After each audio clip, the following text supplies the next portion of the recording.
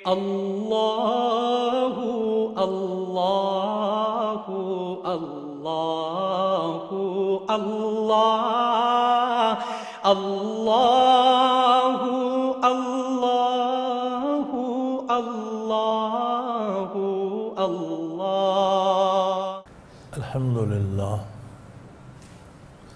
الحمدللہ رب العالمین والصلاة والسلام علی حبیبہ محمد وآلہ وصحبہ اجمعین۔ اعوذ باللہ من الشیطان الرجیم، بسم اللہ الرحمن الرحیم۔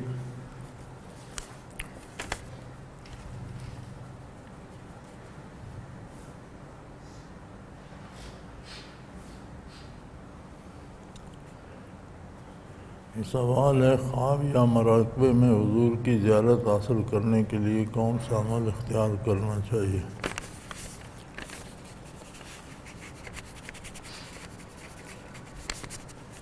خواب غیر اختیاری ہوتے ہیں، خواب کسی کے بس میں نہیں ہوتا۔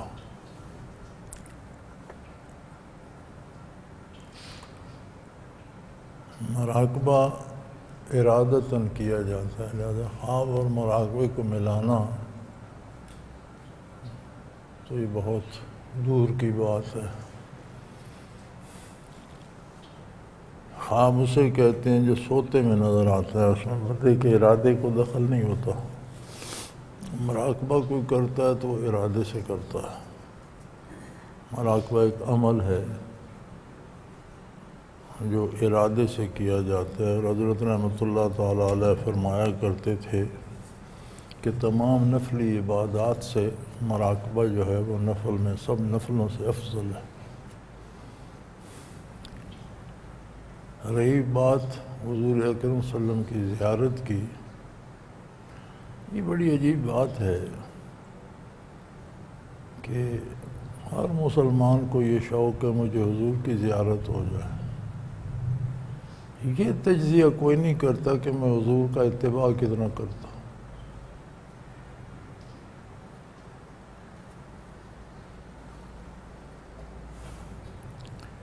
یہ کچھ عامل قسم کے لوگ ہوتے ہیں، وہ پھر چیزیں بتاتے رہتے ہیں، یہ عمل کرو زیارت ہو جائے گی، سود کھاتے رہو، جھوٹ بولتے رہو، یہ وظیفہ پڑھو زیارت ہو جائے گی۔ نبی کریم صلی اللہ علیہ وسلم رحمت للعالمین ہے، کائنات کے ہر فرد کے لیے اللہ کی رحمت ہے، خواہ وہ ایک ذرہ ہے یا گھاس کا تنکا ہے یا انسان ہے یا فرشتہ ہے یا حیوان ہے، زمین ہے یا آسمان ہے، عالمین میں اللہ کریم کے علاوہ ساری کائنات شامل ہے، ساری مخلوق شامل ہے۔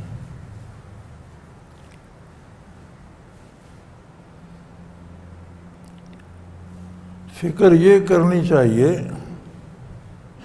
کہ جب زیارت کا وقت آئے تو زیارت ہو، اور وہ اطاعت پہ ہوگی۔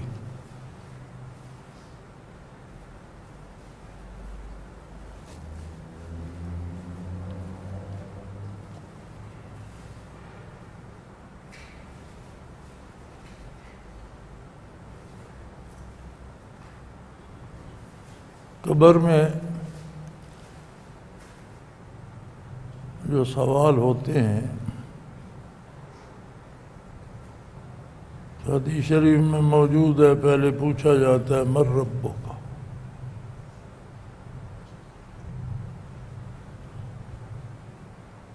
رب کا اللہ کا صفاتی نام لے کر پوچھتے ہیں، اللہ کا ذاتی نام لے کر نہیں پوچھتے۔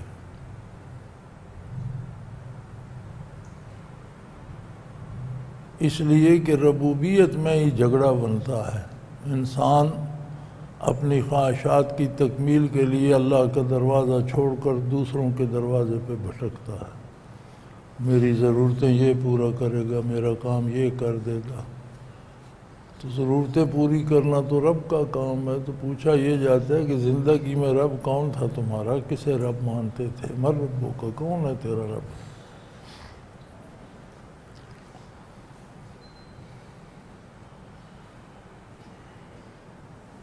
پھر پوچھا جاتا ہے من نبیک، تیرا نبی کون تھا؟ اب اس کا جواب جس کی اطاعت کرتا ہے اس کا نام ہوگا. عقائد میں، اعمال میں، کردار میں کس کی بات مانتا ہے؟ ما دینک، کس دین، کیا دین تمہارا کیا تھا؟ کس دین پر ہے؟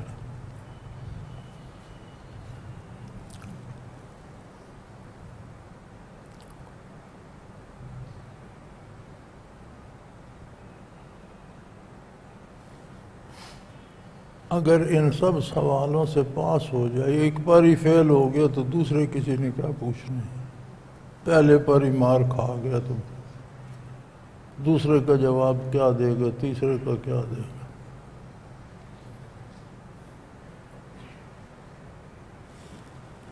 یہی اس کا جواب ہوتا ہے، کوئی پتہ نہیں.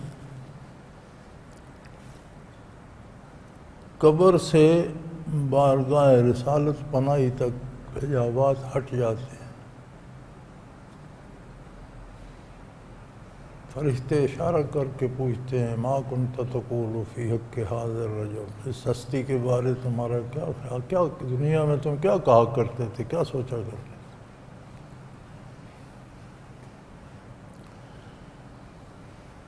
ایمان نہیں لایا یا دنیا میں اتباع نہیں کیا، حجابات ہٹ جاتے ہیں لیکن اسے نظر نہیں آتا، کیونکہ اس کی آنکھوں میں بینائی نہیں ہے. اندھے کے سامنے سے سارے حجاب ہٹا دو تو اسے کیا نظر آئے گا؟ وہ کہتے ہے ہاتھ لا ادری، کیا کہہ رہے ہو؟ کچھ سمجھ نہیں آ رہی، مجھے تو کچھ نظر نہیں آ رہا، میں تو نہیں جانتا تم کیا پوچھ رہے ہو، کس کے بارے پوچھ رہے ہو. ایمان ہو، کردار ہو، اللہ کریم بخش دیں، رحم فرمائے. تو جواب دیتا ہے آزاد سیدنا و سندنا مولانا محمد رسول اللہ صلی اللہ علیہ وسلم ارسلہ بالحق بشیرا ونذیرا وداعیا الی اللہ باذنہ وسراجا منیرا. تو زیارت بھی ہو جاتی ہے، پہچان بھی لیتا ہے. تو تیاری کریں نا زیارت کی. کون سا عمل، یہ سوال ناجائز ہے، یہ صحیح سوال نہیں ہے.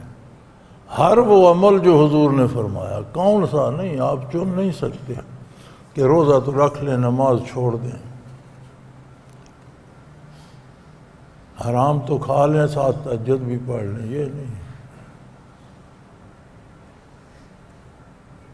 یہاں تو زندگی ہارنا پڑتی ہے.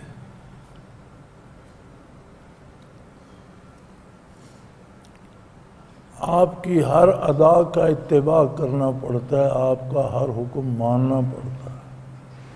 کمی کوتاہی غلطی ہو جائے توبہ کا دروازہ کھلا ہے.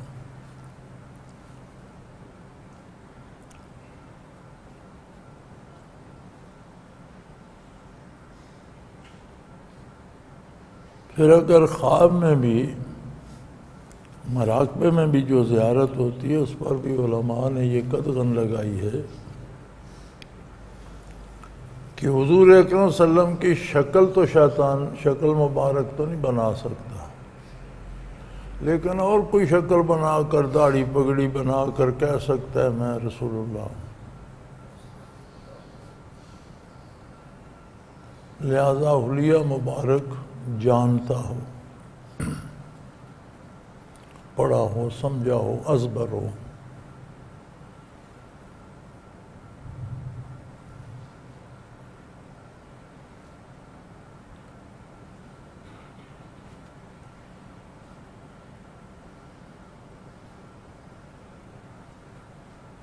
تو بھائی جب زیارت یقینی ہے تو اس کی تیاری کریں.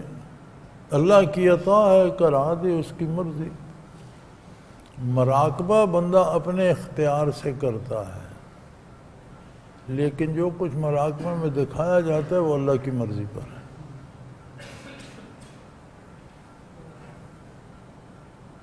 اور اس کے لیے بھی شرط ہے کہ مراقبے میں یا کشف میں جو نظر آئے یا الیام یا القاء ہو، تو شرط یہ ہے کہ وہ حضور کے حکم کے مطابق ہو۔ شریعت سے ٹکرائے تو اسے غلطی لگ رہی ہے، حق شریعت ہے۔ درست بات وہ ہے جو حضور نے فرمائی، اسے سمجھنے میں غلطی لگ رہی ہے۔ تو میری گزارش تو یہ ہے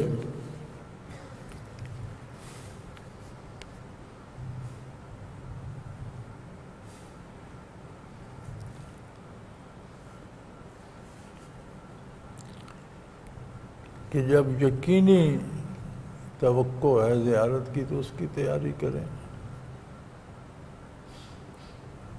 اور یہ تو سوال ہی غلط ہے کہ کون سا نہیں، ساری زندگی ہارنا پڑتی ہے،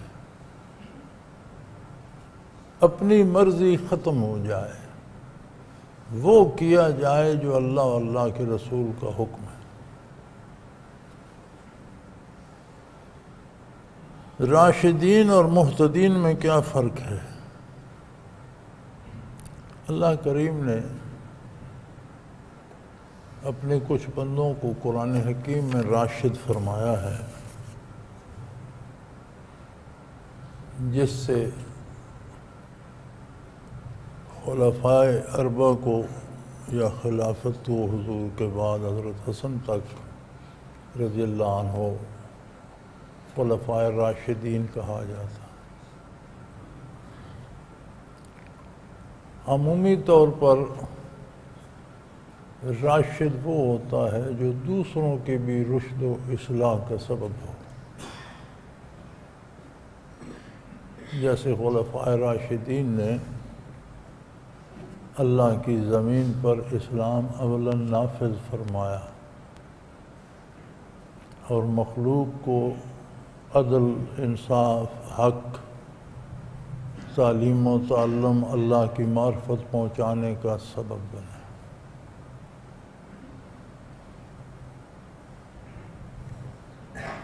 معتدین میں ہر وہ بندہ شامل ہے جس کا عقیدہ اور عمل درست ہے، جو ہدایت پا گیا۔ راشد میں عموم ہے، جس کی وجہ سے کائنات کو حق پہنچا، مخلوق کو حق پہنچا، اللہ کے بندوں تک سچائی پہنچی۔ معتدین یا ہدایت یافتہ میں وہ لوگ شامل ہیں جو خود ہدایت پا گئے، حق پر قائم ہو گئے، جن کا عقیدہ اور کردار اللہ کے حکم اور سنت کے مطابق ہو گئے۔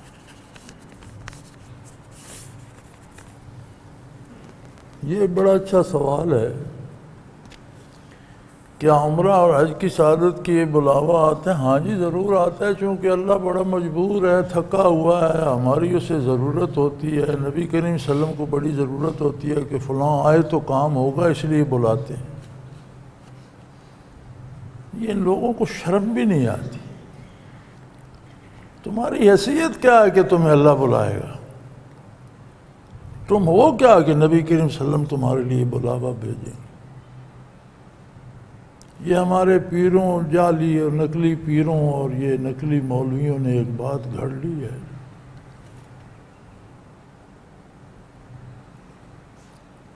یہ ہمارا یہاں جو ڈاک کا کام ڈاک خانے کا کرتا ہے، مجھے بتا رہا تھا کہ میں ڈاک لینے گیا، وہ وہاں سے نورپور سے ہیڈ آفس سے ڈاک یہاں کی لے آتا ہے، یہاں بانٹتا ہے۔ تو ایک شخص نے پیسے جمع کرائے ہوئے تھے، تو 2-3-4 سال کی بات ہے، تو اسے کہہ رہا تھا ڈاکخانے والے کو کہ میرے سود کا حساب کر کے سارا مجھے دے دو۔ تو میں نے اس سے کہا کہ تمہارا تو بہت سا سود ہے، تو اتنے پیسے لے کر کیا کرو؟ اس نے کہا حج پر جانا ہے، پیسے جمع کرانے۔ اب اس کا بلاوا آیا وہ ہوگا کہ سود کے پیسے جمع کرا کے آ جاؤ، کوئی اللہ کا خوف کرو، کوئی اپنی حیثیت دیکھو، عظمت الہی کا خیال کرو، بارگاہ رسالت پناہی کا خیال کرو، کیا عظمت ہے۔ میاں لوگ اللہ سے مانگ مانگ کر، رو رو کر، عاجزی کر کر کے سعادت سمجھتے ہیں حاضری کو۔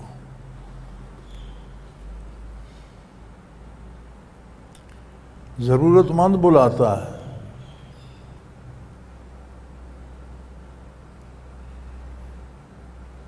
بڑا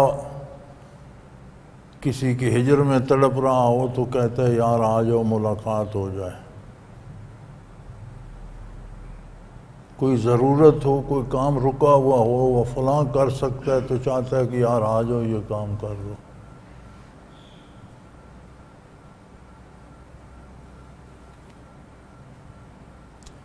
حج فرض ہے اور اس کی شرائط ہیں، صحت ہو، سفر میں کوئی خطرہ نہ ہو، آنے جانے کے اخراجات ہوں، اور واپسی تک جتنا غیر حاضر رہنا ہے گھر والوں کے اخراجات ہوں۔ تو زندگی میں ایک بار فرض ہے۔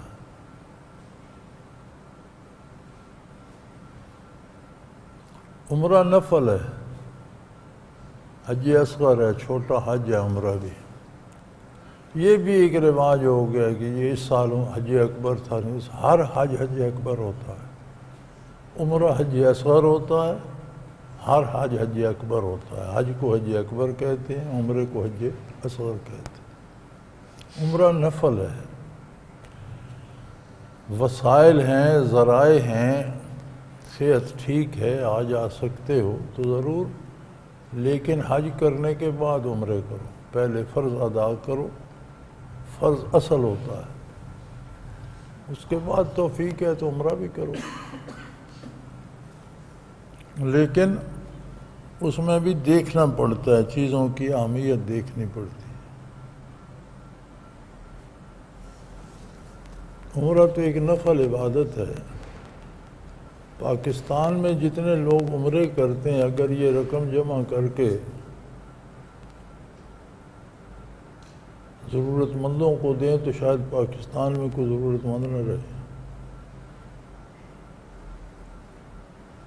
اگر ان کے پاس اتنے زائد پیسے ہیں، کئی سال میں کئی دفعہ جاتے ہیں اور کئی ہر سال جاتے ہیں، تو یہ جمع کر کے اللہ کی راہ میں اللہ کی مخلوق کو دیں، کیونکہ عمرہ فرض تو نہیں ہے، نفل ہے۔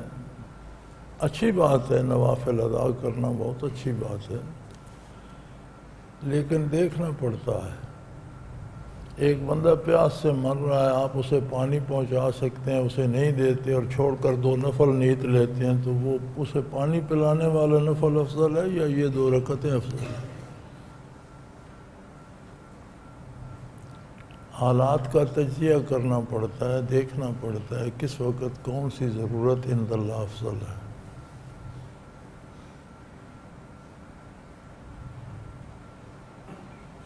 اور یہ سوال کہ کچھ لوگ شدید خواہش رکھنے کے باوجود نہیں جا سکتے، کیوں خواہش رکھتے ہیں؟ جو چیز فرض نہیں اس کی خواہش رکھنے کی کیا ضرورت ہے؟ خواہش تو وہ رکھے جتنے جہاں فرائض ہیں وہ تو پورے کر لیے ہیں، اب یہ بھی ہو جائے تو اچھا ہے، پھر تو بڑی اچھی بات۔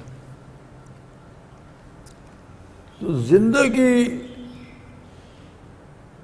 رات دن فرائض سے پر ہے، ذمہ داریوں سے پر ہے، ان سب کو چھوڑ کر ایک حج کرنا ہے، یار یہ کیا بات ہے؟ جو فرض نہیں ہے وہ کرنا ہے اور جو فرض ہیں وہ نہیں کرنا۔ یہ جو شدید خواہش رکھتے ہیں، انہوں نے حج کے علاوہ جو ان پر فرائض تھے، والدین کی خدمت، بچوں کی پرورش، قوم اور ملک سے وفاداری، حلال کمانا، سچ بولنا، انصاف، یہ سارے فرائض پورے کر لیے ہیں۔ جو فرض ہے وہ آپ کرتے نہیں، جو فرض نہیں ہے اس کا آپ کو بڑا شوق ہے، یہ کیا بات ہے؟ اچھی بات ہے، ہر بندہ شوق رکھتا ہے، بیت اللہ شریف جانا چاہتا ہے، بارگاہ رسالت میں ہر مسلمان جانا چاہتا ہے، لیکن اسی اللہ کی طرف سے جس کا بیت اللہ ہے ذمہ داریاں اور فرائض ہیں، اسی نبی کریم صلی اللہ علیہ وسلم نے جس کا روضہ اطہر ہے اسی نے ذمہ داریاں ہم تک پہنچائیں اور ہمیں بتایا، پہلے وہ تو پوری کریں۔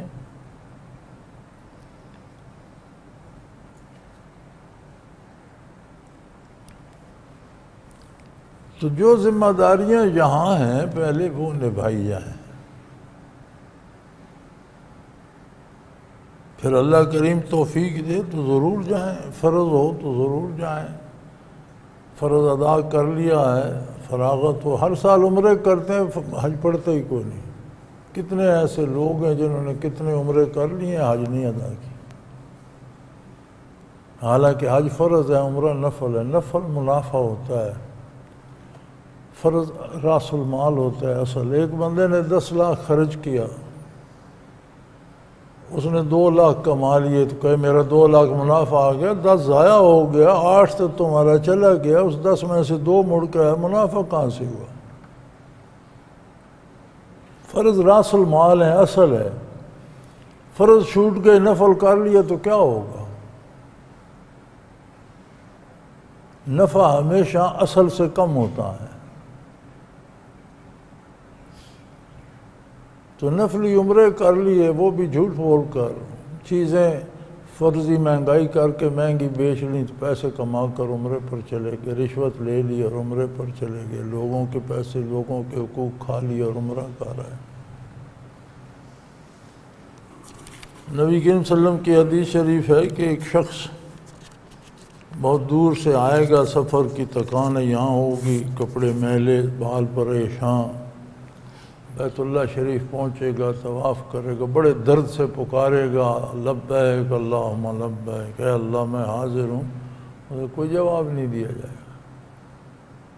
عرض کی گئی یا رسول اللہ، اتنے تکلف کر کے اتنے دور سے آئے گا اور آگے کوئی قبولیت ہی نہیں، جواب تک نہیں دیا جائے گا۔ فرمایا اس کا کھانا حرام کا ہوگا، اس کا لباس حرام کا ہوگا، اس کا گوشت حرام کا ہوگا۔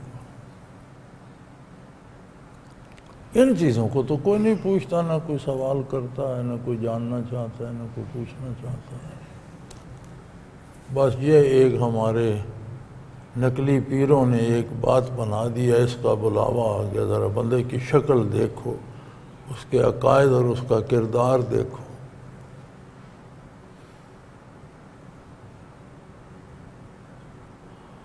اب بلاتا تو کوئی ضرورت سے ہے نا، تو اللہ کو اس کی ضرورت پڑ گئی، رسول اللہ صلی اللہ علیہ وسلم کی بارگاہ میں اس کی ضرورت، کیا فضول باتیں ہیں، گستاخی ہے بارگاہ رسالت میں اور اللہ کی بارگاہ میں۔ وہاں جو جاتا ہے وہ عجز و نیاز سے جاتا ہے، درد مندی سے جاتا ہے، کچھ لینے جاتا ہے، دینے کوئی نہیں جاتا، نہ اللہ کو نہ اللہ کے حبیب صلی اللہ علیہ وسلم۔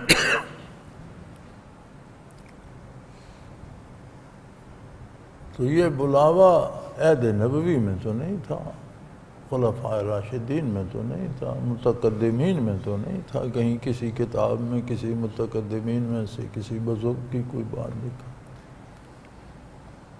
یہ آج کے عہد میں بن گیا، جب لوگ دین سے ہٹ گئے، بدعات میں مبتلا ہو گئے، رسومات کے اسیر ہو گئے، تو بلاوے آنے لگ گئے، یعنی اپنی اہمیت بڑھاتے ہیں کہ مجھے بلایا گیا، میں کوئی حیثیت رکھتا ہوں۔ کمال ہے، اللہ پاک معاف فرمائے۔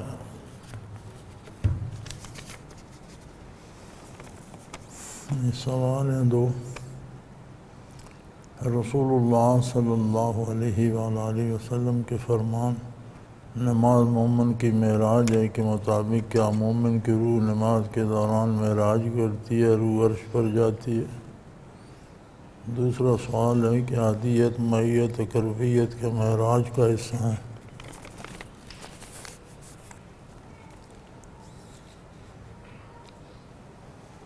معراج عروج سے مشتق ہے، عروج کہتے ہیں بلندی پر چڑھنے کو۔ معراج سے مراد ہے کہ نبی کریم صلی اللہ علیہ وآلہ وسلم کو اللہ کریم نے ان بلندیوں پر پہنچایا جہاں انسانی فکر کے لیے جانا بھی آسان نہیں ہے۔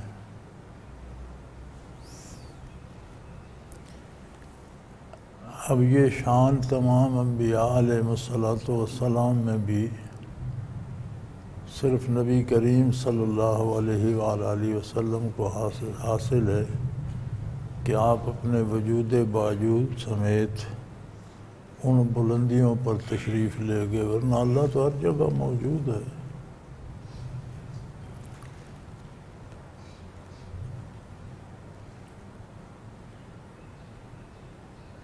تو مومن کی معراج سے مراد یہ ہے کہ معراج کا حاصل کیا تھا؟ اللہ کا انتہائی قرب۔ تو مومن جو اپنی حیثیت سے حاصل کر سکتا ہے اللہ کا انتہائی قرب، وہ اس کی نماز میں۔ صرف لفظ معراج سے یہ سمجھ لینا کہ جو نماز پڑھتا ہے اس کی روح عرش پر چلی گئی، یہ درست نہیں ہے۔ معراج ہر ایک کا اپنی حیثیت کے مطابق ہے۔ 2 آدمی، 10 آدمی، 50، 100 آدمی سجدہ کرتے ہیں تو ہر ایک کا سجدہ ایک جیسا نہیں ہے، نہ ہر ایک کی معراج ایک جیسی ہے۔ کوئی سجدے میں بھی دنیا سوچ رہا ہوتا ہے، سجدے کی طرف توجہ نہیں ہوتی۔ کوئی تسبیحات بھی پوری نہیں پڑھتا، ایک تسبیح عموماً لوگ ایک تسبیح نیچے جاتے ہوئے پڑھ لیتے ہیں، ایک زمین پر سر رکھ کر پڑھتے ہیں، ایک اٹھتے ہوئے پڑھتے ہیں۔ تو حضور کے ارشاد عالی کا مفہوم یہ ہے کہ مومن کی معراج جو ہے وہ اللہ کے حضور پیشی ہے، اور معراج کی طرح اللہ سے ملاقات ہے، لہذا نماز کو اس طرح ادا کیا جائے کہ یقین ہو کہ میں اللہ کے روبرو کھڑا ہوں اور اللہ کے روبرو رکوع کر رہا ہوں، اللہ کے روبرو سجدہ کر رہا ہوں۔ اس سے یہ مراد نہیں کہ ہر بندہ عرش پر پہنچ جاتا ہے۔ لفظ ایک ہوتا ہے لیکن جس کی نسبت وہ ادا کیا جاتا ہے تو اس کی حیثیت بدل جاتی ہے۔ آپ کہتے ہیں ایک عام آدمی کے بارے کہتے ہیں یہ بہت اچھا ہے، اس کی حیثیت اور ہے۔ ایک عالم کے بارے کہتے ہیں کہ بہت اچھا ہے تو حیثیت بدل جائے گی۔ ایک حکمران کے بارے کہتے ہیں کہ بہت اچھا ہے تو لفظ تو وہی ہے، بہت اچھا ہے، لیکن جس کی نسبت کہا گیا اس کی نسبت سے اس کی حیثیت بدلتی چلی جائے گی۔ عام آدمی کے اچھا ہونے کے لیے کچھ اور صفات ہیں، عالم کے اچھا ہونے کی اور صفات ہیں، حکمران کے اچھا ہونے کی کچھ اور چیزیں ہیں۔ تو معراج سے یہ مراد نہیں کہ ہر کوئی عرش پہ پہنچ جاتا ہے۔ معراج سے آپ کا یہ تاکید فرمانا مراد ہے کہ اپنی حیثیت کے مطابق ہر ایک کی اللہ کریم کے حضور پیشی ہوتی ہے اور درمیان میں کوئی تیسرا نہیں ہوتا۔ جیسے آپ صلی اللہ علیہ وسلم نے نمازی کے آگے سے گزرنے سے منع فرماتے ہوئے فرمایا کہ اس کے آگے سے نہ گزرو، فَإِنَّهُ يُنَاجِي رَبَّهُ، وہ اپنے پروردگار سے سرگوشیاں کر رہا ہے۔ اب سرگوشی سے مراد یہ ہے کہ وہ دل ہی دل میں بغیر کسی دوسرے کو بتائے صرف اپنی ذات کی گزارشات اللہ کے حضور پیش کر رہا ہے۔ تو اسے آپ وہ معنی نہ پہنائیں کہ اللہ نے کان لگایا ہوا ہے اور اس نے کان کے ساتھ منہ لگایا ہوا ہے۔ سرگوشی تو اسی کو کہتے ہیں۔ لہذا الفاظ کے معنی موقع اور محل کے مطابق ہوتے ہیں۔ تو حضور کا ارشاد برحق ہے، مومن کی معراج یہ ہے کہ وہ جب زمین پہ سجدہ ریز ہوتا ہے تو دنیا کے تمام کاموں سے زیادہ قرب الہی اسے اس میں نصیب ہوتا ہے۔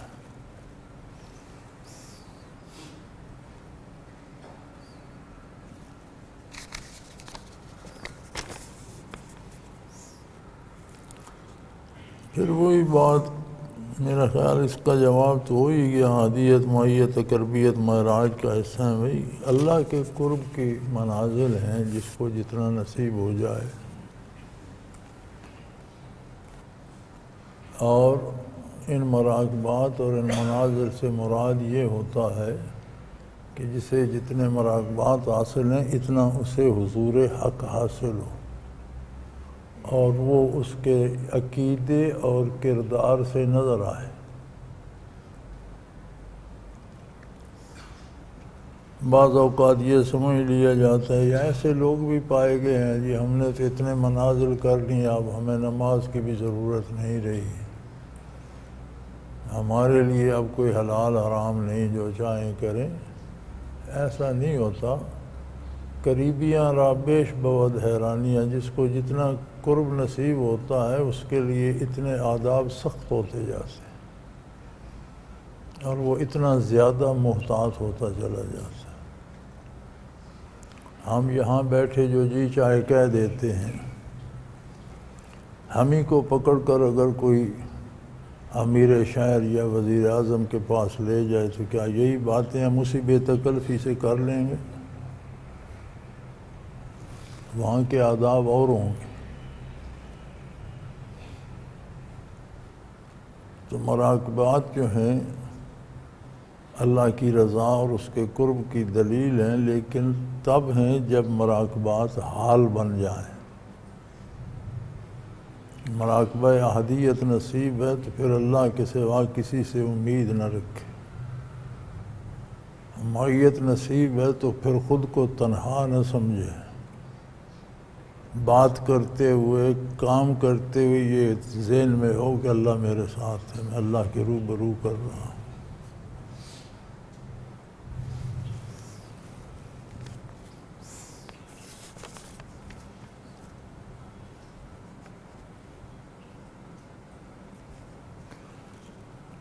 جو لوگ جنت میں اللہ کے فضل سے جائیں گے، اگر ان کے لطائف دنیا میں روشن تھے، قبر میں سانس لے گے تو ہمیشہ جنت میں رہیں گے انشاءاللہ۔ جنت میں رہیں گے نہیں، جنت میں ترقی کریں گے۔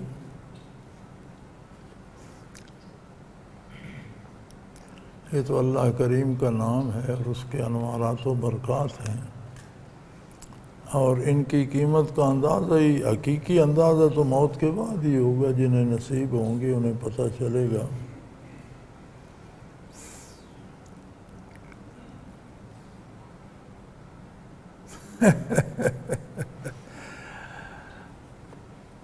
بھائی بات یہ ہے کہ جنت میں کیا ہوگا آپ کو اس کی فکر ہے، اب موقع ہے یہ فکر کرنے کا کہ اللہ ہمیں جنت میں لے جائے۔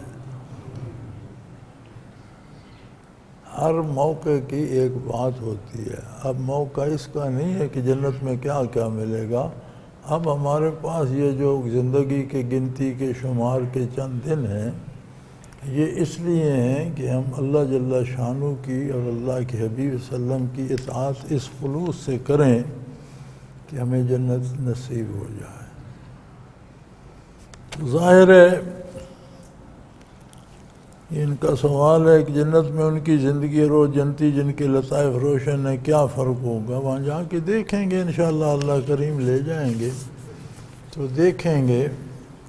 آپ جب کہیں جاتے ہیں تو ایک شخص جاتا ہے، اس نے جو کچھ وہاں ہے وہ جا کے لینا ہے، ایک شخص جاتا ہے وہ سرمایہ ساتھ بھی لے جاتا ہے، ایک شخص امریکہ برطانیہ جاتا ہے مزدوری کر کے کمانے کے لیے، ایک جاتا ہے وہ 2 لاکھ پاؤنڈ ساتھ بھی لے جاتا ہے، تو اس میں کوئی فرق تو ہوگا۔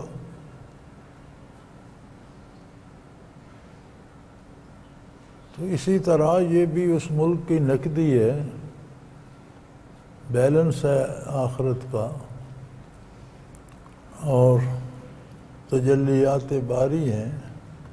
آپ یہاں بیٹھ کر ان کی قیمت کا اندازہ نہیں لگا سکتے، وہاں جا کر پتہ چلے گا کہ ایک لطیفہ بھی کتنی زیادہ قیمت رکھتا ہے۔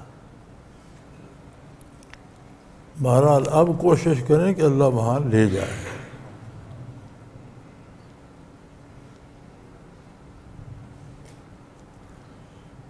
ایک انسان 100 سال عمر پائے، کفر کی حالت میں موت ہو تو 100 سال کی سزا دوزخ میں، کیا انصاف نہ ہوگا؟ سمجھ نہیں آئی۔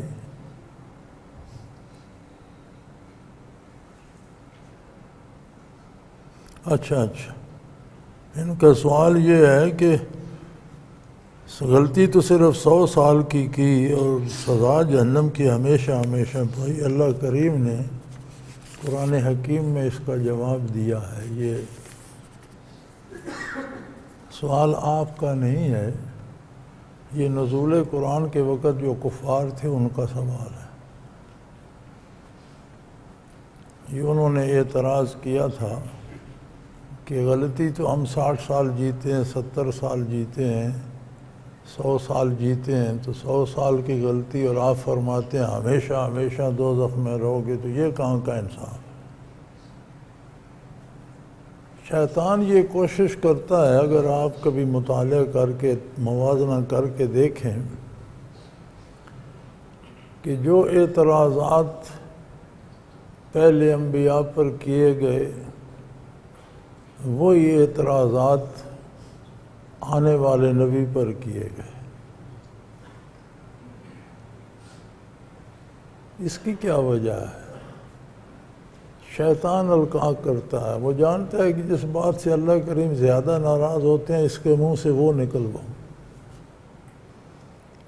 آج کے ملحد جو اعتراض کرتے ہیں، مشرکین مکہ کے اعتراض ایک طرف رکھو اور آج کے ملحدین کے اعتراض ایک طرف رکھو، تو وہی سوال ہیں جو وہ کرتے تھے۔ اس لیے کہ شیطان چاہتا ہے کہ بندے کو ان کی صف میں لے جاؤں۔ تو اس طرح کے سوالوں سے پرہیز کیجئے۔ یہ سوال آپ کا نہیں، یہ ابلیس کا ہے، اور اس نے مشرکین کو بھی سکھایا تھا اور اللہ کریم نے اس کا جواب دے دیا تھا۔ 30ویں پارے کی پہلی صورت میں ہے کہ اگر انہیں ہمیشہ ہمیشہ کی زندگی دے دی جاتی تو یہ ہمیشہ ہمیشہ کفر پر ہی رہتے،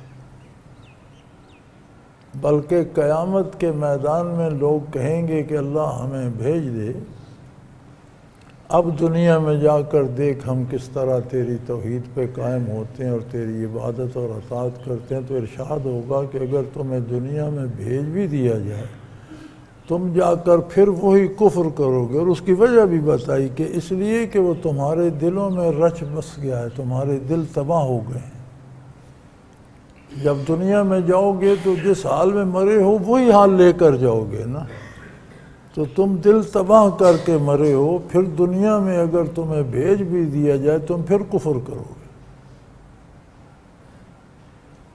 تو انسان چونکہ ایسی مخلوق ہے جسے ہمیشہ رہنا ہے، اگر یہ صرف مادی وجود ہوتا تو فنا ہو جاتا، لیکن اس میں عالم امر کی روح ہے، عالم امر کو فنا نہیں،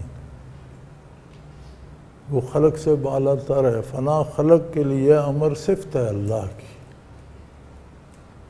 تو کتنا بد نصیب ہے وہ شخص جس میں عالم امر کی روح ہو، اور بجائے اس کے کہ اس مشت غبار کو اس میں ضم کر کے عالم امر کے مزے اٹھائے، وہ اس کو بھی جہنم میں اپنے ساتھ لے جائے۔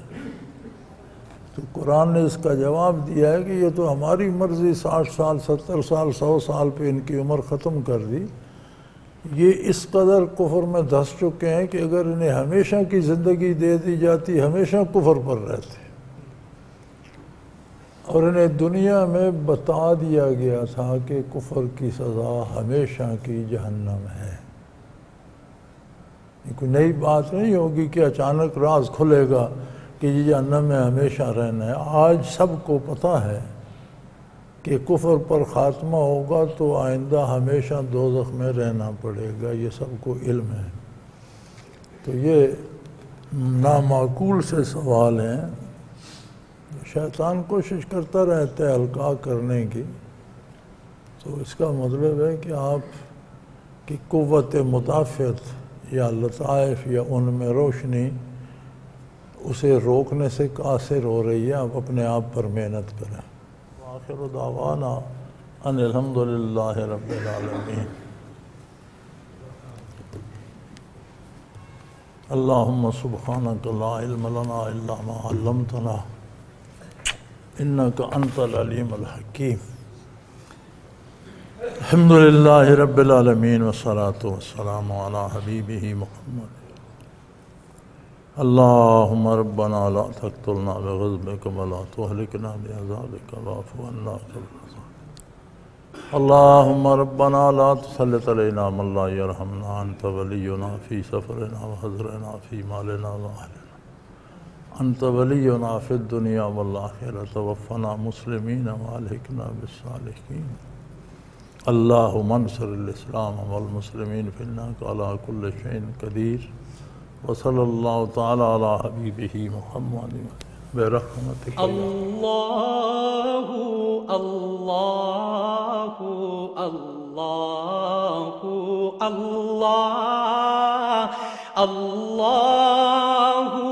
اللہ اللہ اللہ اللہ.